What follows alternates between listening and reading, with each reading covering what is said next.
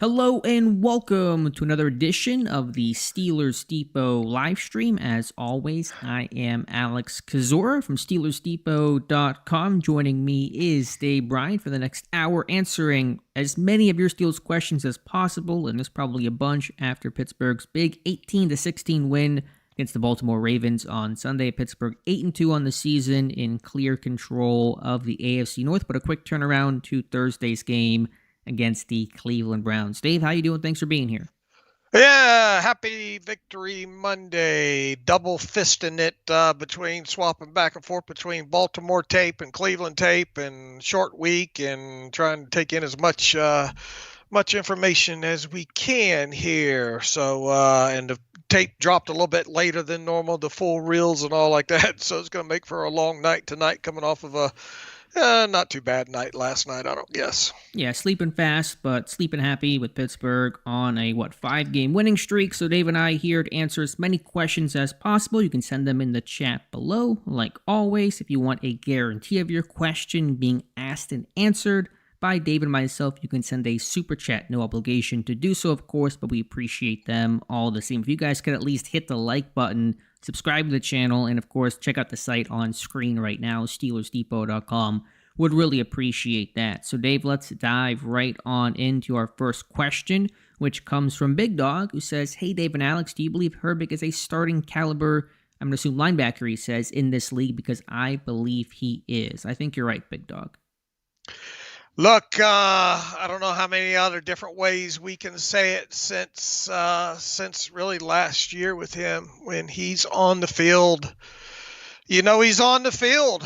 And, Mike Tomlin said today that, even in small sample sizes, he shows up. And then, you obviously have larger sample sizes like you had against the Ravens. And I wasn't expecting him to play that many snaps coming off the hamstring injury. I thought we'd see a little bit more Preston Smith in that game. And Mike Tomlin said, well, because, they did a good job of, getting, shorter possessions out of the Ravens and all like that allow, and obviously Herbig does a good job with his conditioning, and that led to him being able to play a higher amount of snaps.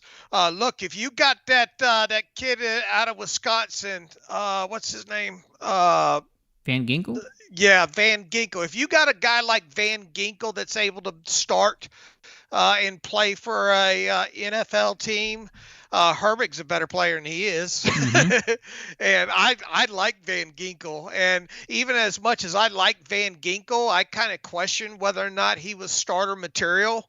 But I think Herbig has already shown to this point. And the thing is, you're talking about a guy that's only midway through his second season, and probably going to get a little bit stronger still, going to get wiser hanging around Highsmith and Watt, and he's so damn quick off the edge. I tell you, folks, look out for this game against Cleveland, because he's probably going to go against I think it's Fetty. Fetty over there at left tackle, because they lost Dawan Jones, and I think another tackle of theirs is banged up as well too. He might be wearing that guy as a hat after that game there. So, that's a long answer to saying, yes, I think he could potentially start in this league as an outside linebacker. He would start for a bunch of teams. Pittsburgh just has the embarrassment of riches, and they had the calculated decision to add depth in drafting Herbig and claiming Jeremiah Moon and trading for Preston Smith, and that came in handy immediately with Alex Highsmith's injury, who seems unlikely to play this week. Maybe he comes back for that Week 13 game against the Cincinnati Bengals. Yeah, you're right. Looks like the Browns are hurting up front. It appears, and we're not 100% sure, Dawan Jones definitely out for the season, fractured ankle. Jedrick Wills has had some weird stuff happening, been in the doghouse, has a knee issue, didn't play, wasn't dressed for the Saints game, and so it could be Jermaine Ifedi, who finished out at left tackle on Sunday, and those were his first significant snaps at left tackle his entire career. He'd been playing guard, been playing right tackle, and so that could be a big-time matchup for Herbig and Preston Smith. All right, next question comes from our friend Mike Adesso, and a couple of comments from Mike, and also we got one from Pierre just wishing your wife the best in her recovery from her surgery. As Dave talked about on the podcast, she's recovering well, but thank you guys for the shout out. Yeah, appreciate that. Kind of happened all in a hurry there, and appendectomies, when appendix got to come out, it's got to come out. And she was out of the hospital that evening there. So now she's obviously sore and stuff, but hopefully a couple more days. But appreciate and having people like Josh Carney and Alex and all of our crew able to handle it and all, and allowed me to do what I needed to do. So appreciate all that. Guys did a great job. Mike's question is, with Trice close to being good to go, will they dress him this week? How would that go? Seems like Sutton was only being used in dime. Would that go to Trice and Sutton not get a helmet? I would be surprised if Sutton was inactive. It's a good question about divisional labor and roles. Trice began the year as that 6 DB before he got hurt early in week 3. They went to Edmonds, and then Sutton, once his suspension was up. As Tomlin talked about the versatility that Cam Sutton has to play everything, slot corner, outside corner, dime backer, near the line of scrimmage, can rotate to deep half, deep middle. That helps unlock Minkah, helps them do a lot of things post-snap. So I think Sutton will still work in dime packages. I do wonder how Trice would get mixed in, so I don't have a great answer to that, but I don't think it's going to cost Sutton a bunch of snaps, who's also playing in some specialty packages, some 3-4 nickel against 11 personnel where they take Elliott off and put Sutton as that third corner. So there's a lot of utility there with Cam Sutton. I think probably first and foremost, and the hope would be is, that Trice hasn't missed enough that he's able to get back on the moving train, and maybe he potentially jumps James Pierre as the next guy in the game because obviously that's gone to James Pierre, when guys like Porter or Dante Jackson go off or something like that. They have right now, let's see, they're dressing Beanie, they're dressing Porter, dressing Jackson. They're dressing Pierre and they're dressing Sutton. Whose roster spot would it potentially? Well, you got Jonathan Ward on the 53 right now. So if you activated Trice on that happened. Well, that happened Thursday morning. Thursday by 4 p.m. I think is the deadline. Yeah. So if they did that, Jonathan Ward might be the one out the door in that situation. And would you end up dressing all of those guys? Obviously, you're going to dress Pierre because of special teams. You're going to dress Porter and Jackson. You're going to dress Beanie. You would think the way Mike Tomlin's talking about Sutton, like you said, about the versatility and the way. Now, hopefully you won't get in a situation where Sutton's having to play, he played 15 snaps against Baltimore. That's probably the amount that you want to see him on the field for, if not a little less there. So I just think more than anything, Trice gives you a better option as next guy up, and then obviously you could use him on special teams as well too. And really would probably be the third corner if a starter went down. Pierre's been that guy, but Trice was initially over him. Right, that's why I said he'd be the next man up. Right. Yeah. So I think Trice and Sutton would both dress. I'm almost positive Sutton would. Who loses the hat? Would Scotty Miller dress?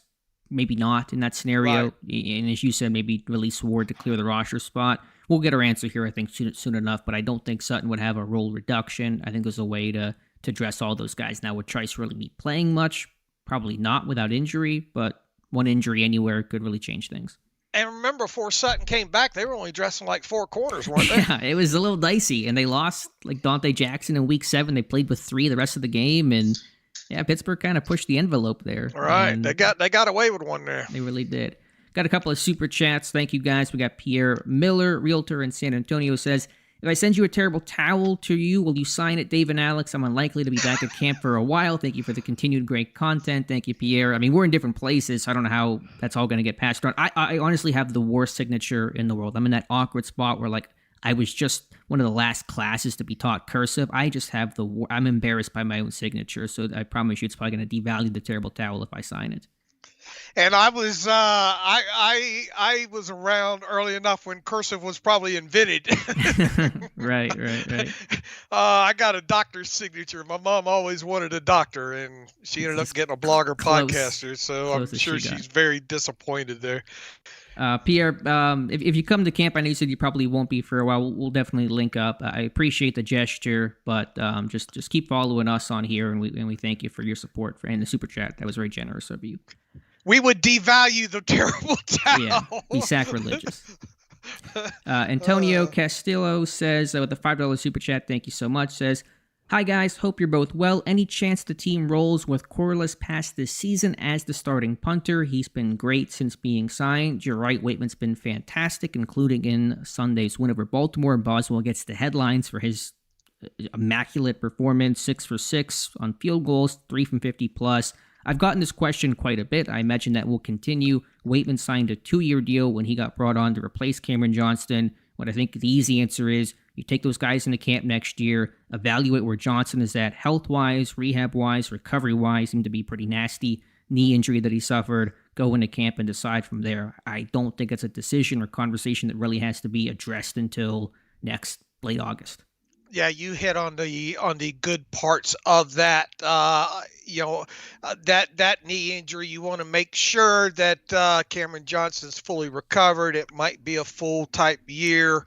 If not, you're going to need someone to punt throughout the off season, right, and probably into the start of training camp. And Waitman's under contract and all like that.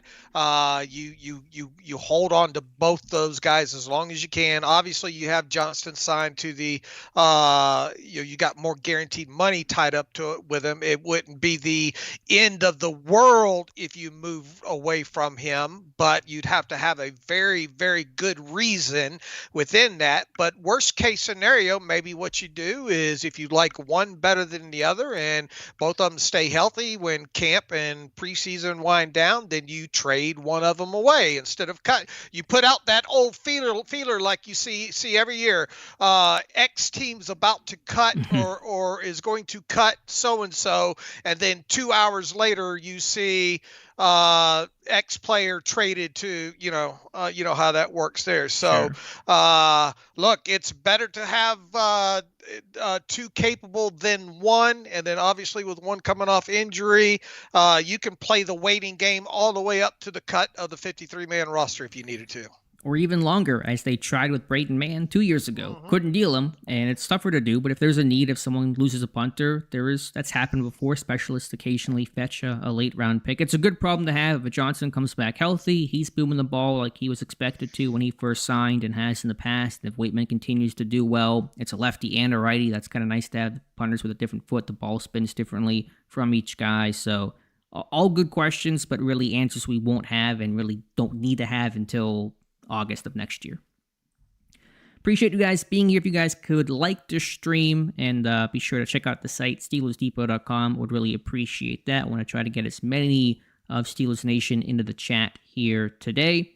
Lumberzack94 says, do we agree with the lack of usage from Pat Freiermuth? Do you guys have any confidence he'll garner more touches as we get into the late part of the season? I feel like that's a key piece to the offense that's not being used correctly.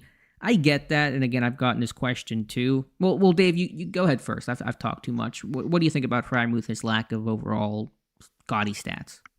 I'm surprised a little bit by the overall number, I guess, in totality. I expected him to have a little bit more usage in the red zone, I believe. And boy, is that an area of the field that we talked about even this morning that they could stand to get better in. But I mean, he does have, let's see, he's 31 catches for 295. That average, you'd like to see that average back up a little higher. Yards per catch. But I mean, if you were to extrapolate this out right now over, what does that extrapolate out to? 31, 295 over 17 games there. It's a little less than 60. Yeah, it's going to be like 50, 500 and 4 or 5 touchdowns, I think. Yeah, hopefully, and I know we got another question in here about Mike Williams and all like that. He's getting all the attention because, obviously George Pickens is going to get the most attention. When they have been using tight ends up the seam for the most part, it's been Darnell Washington, and you're just not seeing a lot of usage of him sit down in zones. Now, look, and then you've had situations happen like in the game, was it against Washington a couple of games ago, where he got pass interfered with, Right. and that was going to be a completion over the middle there. So is it down a little more than where I thought he would be at this season? Yeah, because I think everybody kind of thought this was a guy that's going to set a new single season high in receptions and yards, right? Sure. So he is past the halfway point of the season here, not on pace to do that. We'll just have to see how it comes out. I think the more attention that receivers get on the outside, Pickens and maybe Mike Williams, maybe that will lead to a few more receptions per game from Freiermuth. His numbers are a bit lower than what I expected. I thought he would be in that 60 reception, 650, 700 yard. I was expecting about 4 or 5 touchdowns. I didn't expect anyone, not even George Pickens, to really cannibalize all the touchdowns, given how Arthur Smith likes to spread the ball out historically. But when you're a number 2 option in one of the least passing teams in football, they're still, 30th or something in pass attempts per game. And, it's a team that likes to spread the ball around where only Pickens is getting consistent volume. The production's going to ebb and flow. So I'm not really surprised by it, given how run heavy they've been, how they've gotten to play with the lead so often. It just takes the need to throw as often. And I think those big games can still come. I think Freiermuth's having a good season. I think they have schemed things up for him, as you mentioned, against Washington. That DPI play on the backside there, 3-by-1. The touchdown was schemed for him, that man beater, that little rub route. So they're working him in. The numbers probably won't be what we thought it would be, but I think that's more context how the season has gone, a little less so about anything about not getting him involved or him struggling. All right, appreciate you guys being here. Dave, I just a completely random thought that popped into my head. The Steelers will play on, the 21st of November against Cleveland, right? This Thursday, that's the 21st. Right. That is going to be 1 year to the date that Matt Canada was fired. And that his last game, of course, being against the Browns before he got canned in that disaster last year where Kenny Pickett didn't cross 100 yards until the final play of the game. So whatever that's worth, nothing really, but just literally in my head, I don't know why that thought even came to be, but 1 year to the date will be Matt Canada being fired, will be that Pittsburgh Steelers Cleveland Browns game. Happy Matt Canada firing day to those who celebrate. Hopefully Pittsburgh celebrates it. Well, there's a question about the Cleveland game we'll get to in just 1 second. But first, our friend John Pennington, as I scroll back up, says, "Hello, Dave and Alex. What is your take on Williams not being targeted in this game, especially in the red zone? And was this game too big for Arthur Smith?" I wouldn't say it was too big for Arthur Smith. He's been in big games before. He's been in AFC title games. Guy just got traded 2 weeks ago. And like talked about with Freiermuth, things ebb and flow. 25 snaps, still getting ingrained in this system. I didn't expect him to be a real high volume guy, Mike Williams. Yeah, I would agree with that. I would have lost some money though, betting that he would have had at least one target in the game. True. When it comes to that, especially he played 25 snaps, I think, in 25. This one. Mike Tomlin wouldn't put a definitive really answer out there saying it's kind of week to week as far as scheme goes. We're still trying to learn him. I would imagine he's still trying to catch up with some things. And remember, this is predominantly a two to three multiple tight end group, and they did not have that. Obviously, that even though they had 3 tight ends dressed, they like to use Michael Pruitt quite a bit, and I think not having him led to Ben Skoranek seeing an uptick in snaps, so they could move him around and You saw him line up as a fullback on a couple of snaps, and even tried to lead block on a couple of those as well too. So that might have been with Williams being new and the lack of an extra tight end, and obviously the team that they're facing probably played a little bit into it. So I mean, we'll see what happens here on a short week, and that's the bad thing about it too, is you got a short week coming up. And Mike Tomlin talked about that today, about how much do you change, how much do you put in new. I still think Mike Williams at a minimum is going to hit, at least 20 to 22 snaps a game. And maybe you can just start working him in more into the vertical game, maybe some quick slants with him, definitely red zone opportunities there. So, I mean, we only have, 2 game sample size, and obviously had that big catch for the winner against Washington. So, let's not push the panic button just too quick, but without a doubt, and we went over this morning, the other receivers not named George Pickens coming out of this game with what do we say, 3 receptions for three yards, 2 catches, 3 yards, I want to say. Yeah, so something like that. Well, Skronik had one, Austin had one. That was it, wasn't it? Jefferson had one go through his hands. Austin missed that one deep ball early. Yeah, it was right. Austin had the one for a loss. Look, you traded for the guy. You better figure out a way to get him on that train and start at least get him a couple of targets a game. It's just important to keep in mind he was traded not just to help you win Week 11, but help you win Week 17 in the postseason. So let's see how it looks from that whole arc whenever he's going to be more established and just picking up the system on that moving train, as Dave said. So I'm not going to freak out over one game in an offense that's structured to not concentrate the volume to many guys, especially when Pittsburgh's playing from ahead as they did for most of that game against Baltimore. Got a super chat again from Antonio Castillo, so the $5 super chat says, red zone struggles are really concerning. Do you guys agree that Mike T and Arthur should try to get Justin on the field when they get inside the 20? Touched on this on the podcast this morning. I'm not opposed to it. I've been all for the Justin Fields package since week 1. We thought Russ was going to start prior to his calf recurring injury, but I don't think that's the magic wand that solves all your red zone problems. I think it's an element. It can be helpful, but Pittsburgh's deep issues and solutions run deeper than just play Justin Fields 3-4 snaps. Yeah, and you can't just bring him in too and only run zone read off of it, and he's got experience, obviously throwing the football and all like that down, during this time with the Bears and obviously the start of this year there. But look, something's got to, whatever you do, something's got to change. You got to start putting the football in the end zone instead of having Chris Boswell kick threes, because especially if you get into the playoffs and all, you might be able to win one game with 5 or 6 field goals, but you're probably not going to be able to make an entire run with a red zone percentage as low as it is right now. I mean, it needs to drastically improve over the course of these final, what do we got left, 7 games? Yeah, Pittsburgh is 30th in red zone offense, 44%. With Russell Wilson, they're 7 of 18. That's 38%, so it's not gotten better under him. I know the Giants game was a weird one that you could maybe explain away and say that, okay, maybe you get a game where just quirky things don't happen, penalties bring things back, Pickens doesn't get a foot down, all that kind of stuff. But it has been a continual issue. It's been some really good. They were 3-4 against Washington. I think they were 4-6 against the Giants, the Jets game, I think it was. Then they were 0-4 against the Giants and 0-4 against Baltimore. So I think just the conventional, traditional run game has to be better. I know it's tight real estate to make progress in, but that's really not been working down low. And with a power back and a gritty O-line, you should be having more success. So I think it kind of starts with getting the run game going down there and build off of that.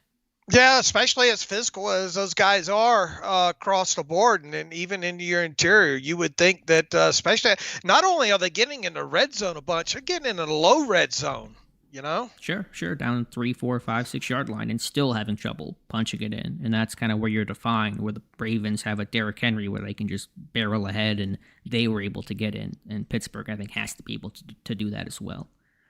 No better week to start than on Thursday, or game to start than on Thursday night. Start seeing this thing turn around and start going either 2 or 3 in the red zone, 3 or 4 in the red zone. No doubt. $5 super chat from our friend Tim Chase, who says, is it too late for Roman Wilson when healthy to make an impact? Brian Jonker asking if he was on IR. Wilson does remain on IR. He could come back later this year. He's almost, I think, through the 4-game minimum that you have to spend on injured reserve. But I just think with the injuries, with all the time he's missed, it's really hard to envision him having any sort of role offensively, even if he is activated later this year. Yeah, you missed the amount of time he's missed, and he's not a special teams asset on top of it there. So how many snaps could you even get him? And let's say you're carrying 5 wide, let's say you're dressing 5 wide receivers as it, as it is, how do you get him on the field to get him any kind of meaningful snaps whatsoever? And, if you're going to carry like they're carrying now, 6 wide receivers, odds are, unless you run into kind of a unique situation like we ran into on Sunday where you had Michael Pruitt out and you had a question about, whether Jaylen Warren was going to play or not. The week before, Scotty Miller was inactive. So there's not going to be many games moving forward if they have 6 wide receivers on the 53-man roster that all 6 are going to be active on game day unless it's dictated by the injury list.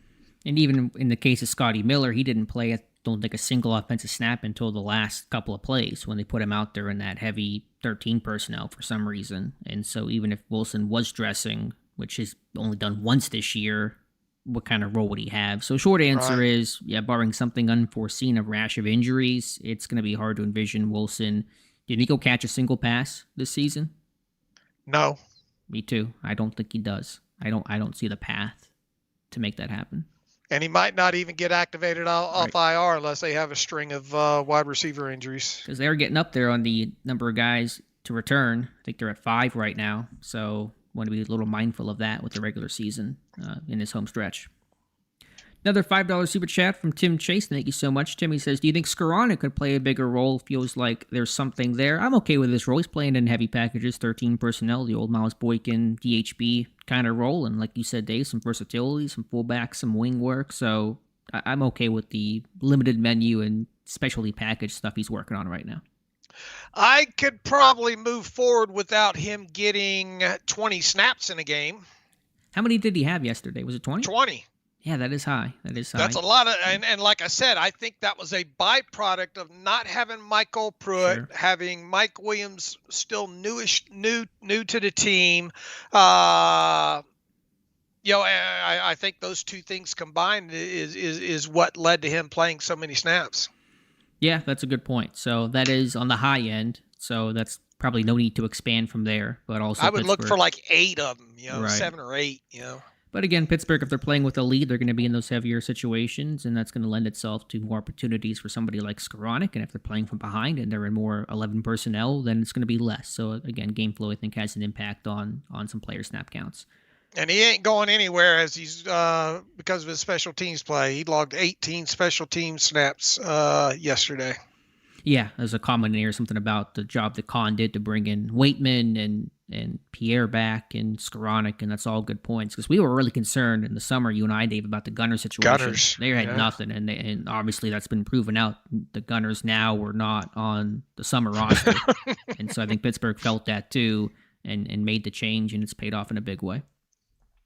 All right, question from more of a comment from Brian Jonker. Love the win, but let's be truthful. Baltimore beat itself with 10 penalties, 2 missed field goals, too much passing, and not enough Derrick Henry. Yeah, Pittsburgh played had fewer mistakes, closer to mistake-free football. Not 100%, but better than Baltimore, and sometimes that's what it takes. So that's a mark of a disciplined team and good coaching, and that matters. I mean, you could go around the league every week and probably circle a couple of games like that, right? Most of them. Most teams probably sit there and say, if we just didn't beat ourselves, we would have been in that game. Unless you're Jacksonville, you're probably in that camp. And don't forget, the Steelers shot themselves in the foot, too. Russell Wilson, you left at least 3 points down on the field that way. And, I understand. Look, the defense, like we said this morning on the podcast, the defense won this game for this team. Yeah, you held the most potent offense. Chris Boswell, obviously. Sure, held the most potent offense in football to 16. So kudos should be given there. Credit, I think, should be given to Pittsburgh for the great defensive game plan and continuing to have Lamar's number. Want to give a quick and also if you don't take the football away 3 times in that game either, because you had 9 points off of the 3 takeaways there on top of it. So you earned all 3 of those takeaways. Right. And even some of the missed field goals, you made them kick from 47 and 50, and some of those big third down stops, the Dean Lowry pass deflection on third down, if they complete that pass, get that closer to a more manageable field goal, maybe Tucker makes it, maybe he doesn't, he struggled, but you don't know. So you made some plays to force them to settle for field goals, and that's also a credit to Pittsburgh's defense. Want to give a quick shout out to those who are here. 88 people in the chat. If you guys could just like the stream, try to get us to triple digits, would really appreciate that. We got Luis in, we got David, we got Daniel Berry, Joey Jr., Mark, a couple of Marks in. We got Chris. Let's see, St. Eltro is here. Josh Miller, Jason, Sean, Kent. We got Truck Camping Golfer. Emery is here. Shamir is as well. So appreciate you guys being here. And we are here for the next half hour to run through as many Steelers questions as possible. So we'll get right back to it. I know everybody's excited to get to this Dallas Cowboy Houston Texans game tonight, right? Wants to watch Cooper Rush. Yeah, and make sure everybody gets their Thanksgiving dinner knocked out early so you can watch Tommy DeVito versus Cooper Rush on Thanksgiving. Yeah, that is. The Giants are a mess. And how has Doug Peterson not been fired yet? I thought that would have been the slam dunk of the Monday. Yeah. So, not sure what's happening there, but that's we're not Jaguars Depot, and we're thankful for it. All right, let's see what else we have. Next questions. Another one from Joey Jr. about Mike Williams. Kind of addressed that earlier. Same from N.E. Drews. Mark says, is this what we can expect from Mike Williams, similar to what he was for the Jets, or can he be the number 2 by the Bengals game? I don't want to put a timetable on it. There's going to be some games where he'll be more involved, some games where he won't. It's going to be just the nature of the number 2, number 3 receiver in this offense. Not going to have consistent volume or targets. They're not really being game planned for specifically the way that Pickens might be or even Freiermuth might be. So just understand that role is not going to be one about high volume, but can you make some of those plays count? That's why I said Williams will be judged by, can you make a couple of those downfield plays? If he can do that, great trade. If not, then it didn't pay off. But he's already made one so far. Give me a couple of more of those in big situations. I'm good with the trade, if that's what the outcome ultimately is. Let's math the math on this. You got 7 games left, right? And in 2 games, he's had, just 1 target, right? Yep, the touchdown. Yeah. I mean, to count on him having an average of 3 receptions a game feels rich. Can he hit over 15 in the final 7 games with a couple of big plays, 6 of those being explosive plays, maybe? I think that's maybe ideal, right? 6 explosive plays out of 15 receptions feels a little high. I'm all for it if that's How about the case. 5? Do I hear 5? would. That would be a third of his receptions. Yeah, 4 to 5, 15 receptions sounds about right. I just know it's hard to put a number on it. How many 50-50 balls will he catch? How many teams will play too high and try to take away the deep balls Baltimore seem to do? I'm less concerned about some of the numbers and more about the weight of the plays that he makes. And I think there's still a chance he can make some more weighty plays going forward. All right, next question will come from Chris Neal. Any thought on game plan adjustment thoughts specific to it being a short week? Mike Tomlin addressed that today, trying to prepare on a short week. Granted, Cleveland is as well, but they're the home team. That's one little built-in advantage. How do you handle facing a Browns team on a short week? Yeah, the way Mike Tomlin explained it, it's a little bit of a slippery slope. Obviously, you got 2 coaching staffs that know each other pretty well with the familiarity aspect of it. You are going on a short week. I think the weather's supposed to potentially be a little sloppy. Anybody know what the weather's supposed to? I thought I saw somebody say it. Mark says 85% chance of rain, 40 degrees in Cleveland Thursday. Right. I'll tell you this. I wouldn't concentrate on putting anything in new this week. Mm-hmm. I would just go back through the Rolodex of maybe some stuff that you haven't hit. Obviously, some stuff that matches up for what obviously what Cleveland has had trouble with potentially. Taysom Hill busted them for some like 7 runs for a chunk of change with them. I think you just go out there and strap it up and just try to cram it down their throats in this one. I don't think you want to get in a situation where you're having dropping Russ back 40 times again a game. I think you try to win this one on the ground. And I just don't think you're going to see a whole lot of new creative stuff that we haven't seen this year. It just maybe not a lot of stuff that, but I mean, look at their overall menu. How big is their menu anyway?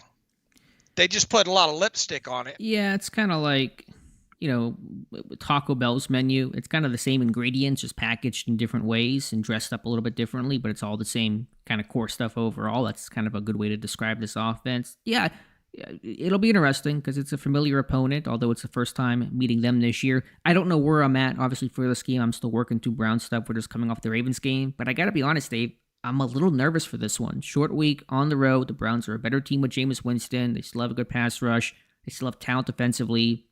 Winston is volatile and unpredictable. Will he have a good game or a bad game? But he can make some big-time plays. The receivers got more involved. They had a couple of long touchdowns to Jerry Jeudy yesterday, I should say. I know they got blown out by the Saints, but I'm a little worried about this one.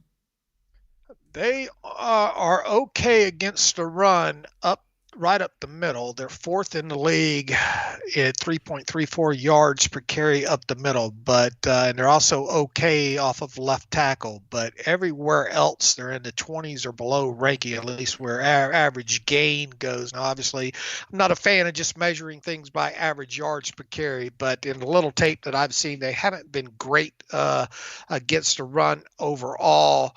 I'm not as nervous as you are. No, I just think the emotional high of this Ravens game, I know Pittsburgh came out pretty healthy, which is great, and Cleveland is banged up in some key places, but I don't know. I'm not saying I'm picking Cleveland. I don't know who I'm picking, but I'm a little worried. Here's the thing, though. At least you're not probably coming out of the Ravens game really smelling yourself by not scoring an offensive touchdown. Yeah, you got to win. It's a win is a win is a win. It was a big win against a division rival and all like that. But you know that you left a lot of stuff on the table on the offensive side of football. So maybe that will help play into the overconfidence factor because they did not put the football in the end zone against Baltimore there. So maybe that will help a little bit with, underselling this game, if you will, especially from an offensive standpoint. I think the other way too is Mike Thomas is going to just say, don't turn the football, like he says everywhere, don't turn the damn football over. Let them make the mistakes and we'll capitalize on them. Sure. If we have to get out of here 18-16 again, then so be it. I don't think it's a confidence issue. I just think, Pittsburgh knew how charged up they had to get for this Ravens game, and then you got to try to find that again on a short week. It's tough to do. So I don't know. That's just my thought. We'll talk about it on the Wednesday show, make our predictions for then, but just where I'm at right now, thinking about this Browns game a couple days out. Here's what they've scored, the Browns this year: 17, 18, 15, 16, 13, 16, 14. They did creep up on the Ravens, 29. That's their season high, and it's the only time this year I think they've scored more than 18 points in a single game was against the Ravens. They won 29-24. They scored 10 against the Chargers. They scored 14 against the Saints. So you should be able to keep the score down on the defensive side, even with Jameis in there. It'd be disappointing if they gave up more than 17 points in this game. And if you can't put 18 points on the board against them, yeah, that's why I'm hopefully I'm not eating my words, but no, that's a fair case to be made by you there. That's a good way to outline things for this game. Super chat from Pierre Miller says, are the Chiefs or Eagles a tougher matchup for us? Seems like we always lose in Philly. They're both going to be challenging in different ways. Mahomes has always had Pittsburgh's number. That Chiefs offense not as explosive. They're more defensive minded, little grittier team than years past. I don't know who would you call tougher. I still think the Chiefs game's a great litmus test for exactly where this team is at, just given Mahomes' success and the schemes that Andy Reid can create. So both are at home, or is the Philly game's in Philly, right?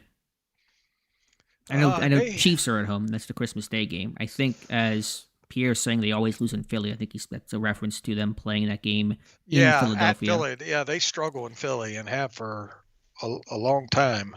I will say this about Kansas City. Their offense, and there's a stat floating around today about their lack of be able to create explosive plays. The way that they obviously have had some success on offense is converting third downs, and then Mahomes pulling something out of his butt like 5 times a game. And great defense. Their defense is Yeah, stout. and a good defense to help keep the score down. But they are the one of the most vulnerable. What's the record now? 9-1 teams. I think, and I think Buffalo kind of exposed some things on them from an offensive perspective. Obviously, when you have a quarterback like Josh Allen, but I don't know.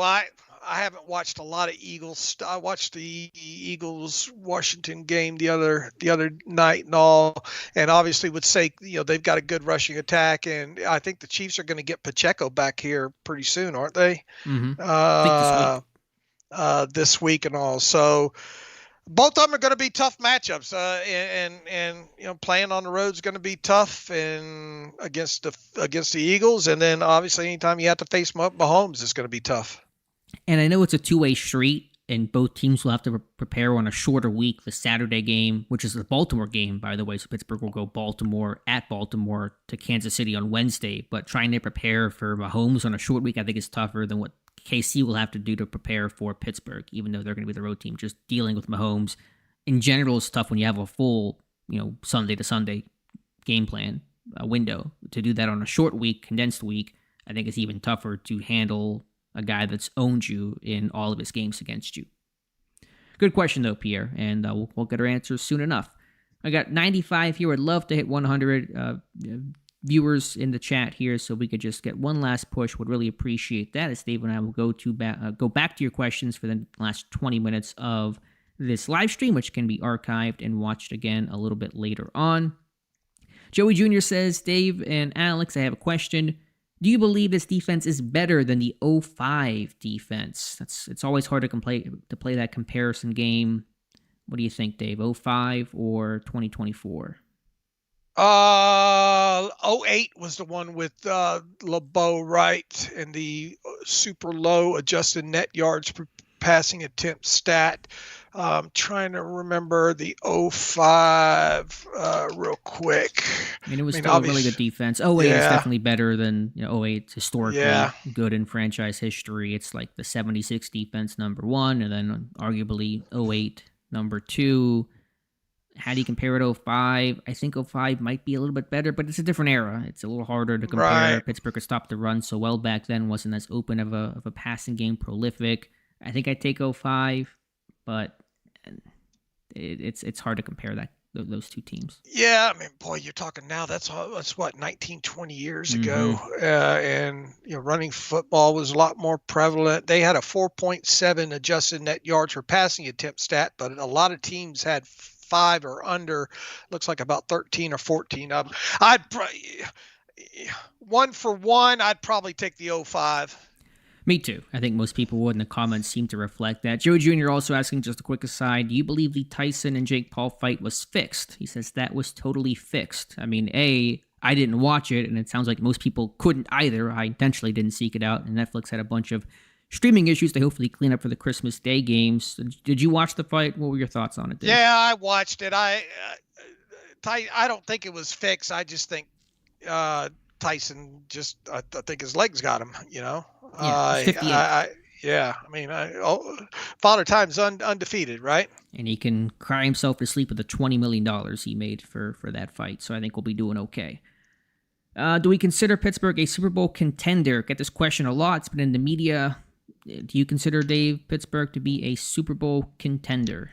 I consider them a team that's going to make the playoffs, a team that's better than what I thought they would be this year, a team that at least in the AFC side of things can compete with the likes of Kansas City and Buffalo and Baltimore and Los Angeles, along those lines. So I have higher expectations for this team now than I did going into the season.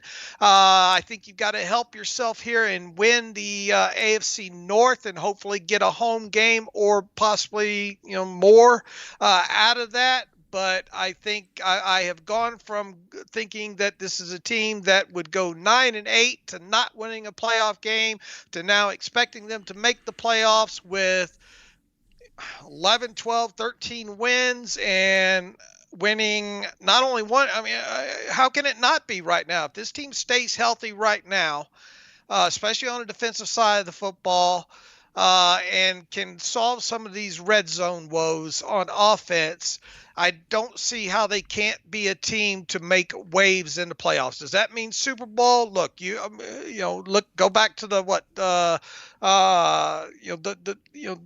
2000 this team that went to Detroit, and the way they got in and made noise. So right. You get hot at the right time, you just get in the tournament, and if you play good defense, things can happen. And I think that's the team right now. I mean, this team has overachieved from what I thought they would be at this point of the season, and I think that's a good feeling right now. Obviously, you would have liked to seen a better performance out of the offense these last couple weeks specifically here. But we said going into this season, though, both of us, if this team was going to win games, it was going to be playing good defensive ball, and then going from there. And we put up there about the average points per game that we thought that they needed to be, where they needed to kind of rank in that league wide, not turn the football over, which for the most part they've avoided doing that.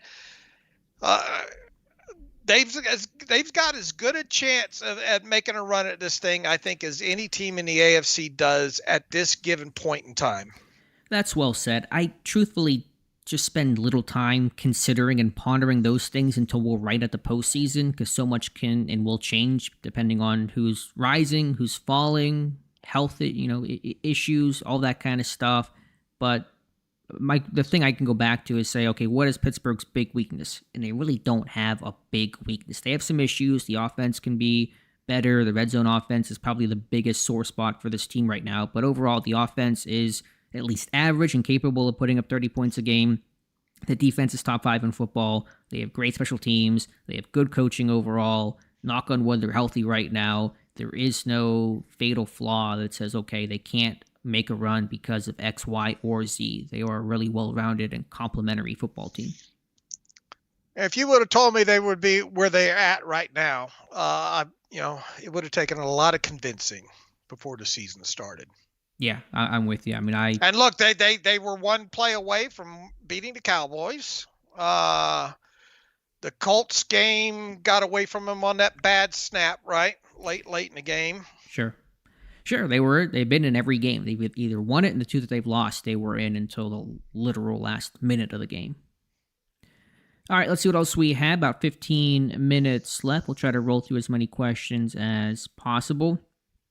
Jason Williams says, hey fellas, Dave, hope the health is doing well. Shout out to special teams, Waitman and Boswell. And well said, Jason, both guys having really good seasons. Luis says, is Chris Boswell having an all-pro type season? He is. My money, best kicker in football. He's literally on a pace to set the single season record for most field goals made in a season, which I know is not the best stat to own, but it is where Pittsburgh is at. And it is clearly, if this is not an all-pro season, I don't know what would be. I agreed, and he's going to get paid for it too. Yes, we talked about that on the podcast today.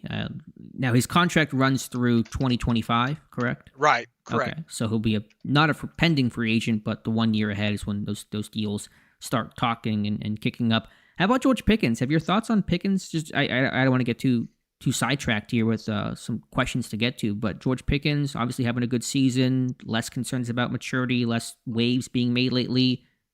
What do you think happens to him this summer? I think it's going to be something that we're going to be talking about quite a bit over the summer. I don't think they come out and shoot right after the season ends and get something done with him. If he's going to be a 28 to 30 million or higher wide receiver. He's all, his agent's obviously going to push for guaranteed money beyond the first year of the contract. We know how the Steelers are on that when it comes to guys that are not top of the market guys. Pickens is going to think he deserves the money, and it's going to be an interesting negotiation process from there. I mean, I think he's obviously a very talented receiver. There's been no real waves as far as the attitude has gone in the last several weeks since, obviously since Russ became the starter in there. He likes winning. He obviously likes getting the football. It's just going to be a topic of conversation. I don't have a good feeling of how that thing's going to go just yet, but I'll tell you this: he's probably not going to report to mini camp or regular training camp unless he does have a deal signed. It's going to be the story of the summer. Maybe not the winter. That's going to be about quarterback play and free agency and all that kind of stuff. But the story of the summer will be George Pickens. We've been sounding that alarm, for lack of a better phrase, since this past summer. So get ready for that. We'll see. We briefly hit 100 people in the chat. We're not there right now, but appreciate you guys getting us over the top, albeit temporarily. So thank you guys for being here. 10 minutes left. We'll get to as many questions as we can. Let's see, what else do we have here? More of a comment, but I want to read this from Emery, who says, "Hey Alex, with the red zone play calling, I just watched all 22 of the red zone possessions, and the play calling gets noticeably worse in that area. Also, Muth and Washington run routes so lazy in that area as well. Watching that all 22 really opened my eyes to some things. I started with the defense. I've not gotten to the offense all 22 yet. Dave, have you gotten there? And if so, what are your impressions on the red zone offense and reason why Pittsburgh was so unsuccessful?" In this past game, I thought you need to have a lot quicker stuff happen when you have Russell Wilson hold on to the football. I think that's when you're going to see bad things happen like that. I think the fact that a couple of their bread and butter things, I think Baltimore was ready for, with some of the rubbing off on, we've seen a couple of touchdowns with running kind of that pick on the outside. That didn't seem to be available to them. They just are, for some reason, not able to run the football well these last couple of games, down low on top of it. Throw up a couple of, and which I have no problems with, a couple of the shots that he took in the end zone a little bit further out to Pickens in that. The game specifically, if you get the one touchdown there down low instead of the interception, that probably changes the taste that you have in your mouth a little bit, because you go 1-4 right in that situation. Mm-hmm. They got to scheme it up better. Yeah, I'll need to watch. I didn't feel like it was a great scheme. I think Pittsburgh's built to beat man coverage down there. When teams play zone, it becomes tougher sledding, but I just have not gotten the chance. I'm gonna do that later tonight. But fair thoughts there, Emery. I don't know about the route running. Sometimes zone sits can appear a little lazier than what they really are, but I'll go back and check all that out as well. Pancake says, "Will Russell Wilson not throwing over the middle be a limitation for us once we get closer to the playoffs?" Dave, do you think that can be the Achilles heel for this team and this offense? I think it's just something that he's not been overly great with beyond, further on down the field past, 7 to 12 yard type area. But we did see him attack it a couple of times with Darnell Washington. That was good to see. Could it cause an issue later on? If you're running the football, everything's going to work off of running the football effectively. We haven't seen play action work as good. I think more of that middle of the field stuff would coming into play, or at least getting a little bit more of it a little bit further on the field, will be benefited by how well the running game and how well the play action's going. But then again, I referenced that play to Pat Freiermuth earlier in this chat as well too. There have been opportunities there that they haven't hit on for one reason or another. We at least are seeing those green dots show up a little bit more in the passing charts than we have had in previous years. So that's positive. Mm-hmm. But this offense is all predicated on run success, right? Sure. and building stuff off of that. So if you get that going and get hot in that, I think a few of those, you're not going to see 8 or 9 green dots a game, show up on the passing charts in that area of the field beyond, say, 7 yards. But I think you could see 3 or 4 potentially show up, the better the running game is. Yeah, I get the thought, and Pittsburgh is certainly concentrated as they were under Ben and Kenny Pickett, sideline vertical throws off of play action, and that's been their You're bread and not butter. going to see a lot of the digs or the daggers, it's not really in Russell's ballpark, is it? It's never really been. It's never been his style. And some say that's because of a lack of height. He can't see it. I'm not quite sure. He throws a beautiful moon ball. I think he kind of leans on that because that's where his strength has resided at. I think the teams that play too high, as Baltimore seem to do, will discourage and take away some of those vertical shots. But as you said, Dave, that means you have to run the football in those moments. If you're getting too high, you better be able to run the football. And so that's going to really dictate how much does the lack of the versatility in the passing game impact you. If you can run the football in those situations against those teams that are too high shell predominant, then you're going to be okay. If you can't, then yeah, I can see that as an issue, and that's one reason why the passing game was clunky yesterday. All right, what else do we have here? Give me 1 second. A pop-up came up on my computer. Got a couple minutes left. We got a question from Mike Burnside. I just lost it. I had it a second ago and I lost it. We got a super chat actually first. One just popped in from our friend LV, who says, as a wide receiver, rookie, or free agent, why would I ever want to play for Pittsburgh? Never get the numbers to get paid as one of the top receivers despite the great culture. I think it's a little prisoner of the moment. I think Antonio Brown, I think Juju in his early days, I think those guys, got paid, had a lot of success. And anytime you're transitioning quarterbacks from one franchise guy to the next, it can create some issues for a while. Look at New England right now. So I think it's less about that, more about this team still searching for and hopefully found their quarterback, but it takes some time to do that. And when has this team ever been hyper top of the market free agent outside signings anyway? They're usually middle to lower tier, right? At receiver, yeah, they never pay receivers on the outside. They draft, develop, and then pay those guys and retain. Draft, develop, and retain. Mike Burnside, I think it was, had asked about how to avoid the trap game against the Browns. I can't find it here in the chat, but hopefully I got the gist of that question correct. Yeah, I don't have a great answer for that. Don't come out flat. I think force Winston into some mistakes and let him play bad Jameis. And Winston is a true 30-30 quarterback, 30 touchdown, 30 pick guy. That's what he was a couple years ago. Let's have the latter 30, the 30 interception Winston show up more so than the 30 touchdown Jameis Winston. I'll end up upsetting some people, but I do not buy into the trap game theory at the NFL level. You just look week in, week out at the quality athletes of guys making plays around the NFL. And yeah, I know Cleveland's bottom of the barrel and all like that, but I've never been more of a firm believer than the any given Sunday theory when it comes to NFL ball. So I don't buy that aspect of it. The whole trap, quote unquote, trap game thing. I think that's more, I tend to buy that theory more into college when you're playing super big schools against smaller schools and you think all you got to do is show up and win the ball game. I just think they got to be who they are and who they have been and just not make mistakes, and they win the football game. But in the NFL, if you turn the football over a couple of times and you miss a couple of field goals, then you can come out loser the way Baltimore did. And look, I mean, we're talking about a Cleveland team that snuck up and beat the Ravens earlier this year. Sure. So, I know their fans are probably screaming trap game and all like that, but I mean, this is the NFL and these guys are paid to perform. So, just make sure you don't make it easy on the other team by turning the football over and giving up explosive plays.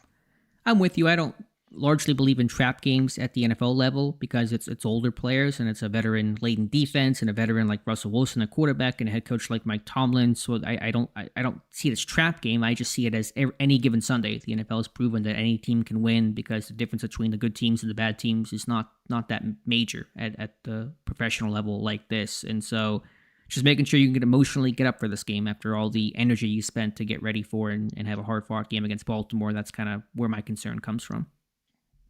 Super chat just came in from Captain. Hey, there's our old friend, Captain Spartan04. $10 super chat. Thank you so much. Says, first game went to and it was amazing. City was nice. Sat next to people from Seattle and Mexico. Both knew y'all too. It was awesome seeing a sea of terrible towels. And so I think Captain Spartan did tell us on a recent podcast or live stream he was going to the Steelers-Ravens game. Great one to go to. Sounds like you had a fantastic time. Oh, good. And so super happy about that. Thank you for sharing and thank you for the super chat. There was a question, a fun one we'll do here quickly from Cooking Knee, who said, what defensive player do you think would go well on offense? I'm thinking Cam Hayward would make a mauling guard. So just for fun, as he says, but that's a good question, Cooking Knee. So which defensive player could probably transition to offense? Is that I guess just for fun, if you could turn one defensive Steeler into an offensive player, who and what position? I'd like to see Atlanta Roberts play fullback. I was thinking that too, or running back. He actually played a little fullback in New England. Did he catch a touchdown in Miami or New England? I think he said something about that on one. He was on like 93.7 or something like that. I think talking about that just recently. How about T.J. Watt at tight end? Right. I'm trying to think who else on the defensive side of football. Like to see Patrick Queen at running back. I think would be fun. His size, athleticism, power. Mm-hmm. So, good questions there. Fun one. But Cam Hayward at guard I think would be a lot of fun. But I'm happy with him at D tackle. Walter, why not just start Fields in the Browns game or at least play Fields a lot? I don't like being jumpy around quarterbacks. Russ has been fine. Wasn't his best game yesterday for sure. But right. we're not gonna you still beat a tough Ravens team. So I'm gonna take a lot for Wilson to change his status. Yeah, it's going to take more than just what happened against her. Look, I thought I didn't like his performance. Alex was okay with his performance a little more than I was, but it was. I mean, you'd like to see him make a couple more throws, a little bit more accurate within that. There, you'd like to see him get rid of the ball a little bit earlier. I think he was responsible for a couple sacks, but I mean, it was the interception was obviously very, very ugly. But he's done a pretty good job overall taking care of the football. It's going to take a lot for him to get out of there. So no, I don't think we should be reactionary off of one. What I would call certainly below average game for him. Boy, his adjusted net yards per passing stat, because of the small sample size, sure took a hit out of that game. I didn't go back and figure out what it was for just the game in general. Oh, it was 3.4. That'll do it. I know for the season he's down to 6.8, I think. Yeah, he is 6.78 for the season. So that just goes to show you. And we said it was going to correct, right? Mm-hmm. I didn't know it would correct that much off of one game. But when you come out of a game with a 3.4 adjusted net yards per passing attempt stat, it's a wonder you won the game. That is true. To be quite honest with you. But it is now, as you stated, 6.78, and that's the problem with having a small sample size amount of games that he started in. Is one really bad game can really shift that stat. So let's see if he can get that number back over 6.75 or higher moving forward into the next couple of games here. Even if it stays at 6.8 by season's end, you would have taken that from any quarterback at the start of the season. We were talking about get it to 6.2, 6.4. Right. You can get it to 6.8. I mean, you're going to be okay. I'm going to read a comment from Mike Camp. While I'm doing that, can you look up what is Lamar's? He was on track to have the best adjusted net yards per passing attempt ever going into yesterday's game. He was at 9.85. That was above Peyton Manning in 2004. I'm sure that's been reduced to some degree, but there's a larger sample size there. Mike Camp says, hey, Alex, I actually thought Pittsburgh ran the ball pretty well yesterday. Wasn't pretty on the stat sheet, but I feel like they controlled the tempo and time of possession because of it. Yeah, they didn't do a terrible job against a tough and number one Ravens run defense, and despite being 4-16. Well, last time a team was 4-16 on third down and held the ball for 36 minutes. I don't know if that's ever happened before. So I think there's some validity to that, but I still think that rushing attack overall when you're seeing that much too high in general, I want to have a little bit more success. But I think against Baltimore, it was a decent outing, all things considered. That's fair to say. There were some good runs. They just weren't stacking them within drives. I don't feel like, right? Yeah, and some of the red zone stuff and short yardage. You had a 4th and 1 that failed, a 3rd and 1 quarterback sneaked a play before. Some situational ball that can get cleaned up, I would say. He had a 5.14 adjusted net yards per passing attempt number against the Steelers. That was his single lowest game of the season in that stat. And for the season now, he is 9.36. So he obviously had a larger sample size to work off of going into that game that wasn't dinged as bad for his. Look, 9.36 is an amazing number on that stat. That's absolutely amazing.